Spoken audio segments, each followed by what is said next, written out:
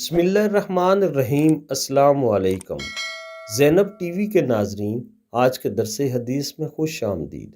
ناظرین اکرام، آج کے درس حدیث کا موضوع ہے بچوں کو چومنا سنت رسول ہے۔ ایک دن رسول خدا صلی اللہ علیہ وآلہ وسلم نے حسن بن علی رضی اللہ تعالیٰ عنہ کا بوسہ لیا تو ایک صحابی ابن حابس رضی اللہ تعالیٰ عنہ نے، جو اس وقت آپ صلی اللہ علیہ وآلہ وسلم کی خدمت میں حاضر تھے، کہا کہ میرے 10 بچے ہیں اور میں نے ان میں سے کسی کا کبھی بوسہ نہیں لیا۔ رسول اللہ صلی اللہ علیہ وآلہ وسلم نے یہ سن کر ان کی طرف دیکھا اور فرمایا، جو شخص رحم نہیں کرتا اس پر رحم نہیں کیا جاتا۔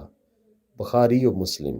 ناظرین اکرام، بچوں پر شفقت، بچوں سے محبت کرنا نبی پاک صلی اللہ علیہ وآلہ وسلم کی سنت مبارکہ ہے۔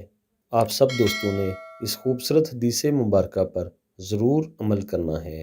اللہ تعالیٰ سب کو عمل کی توفیق عطا فرمائے۔ آمین ثم آمین۔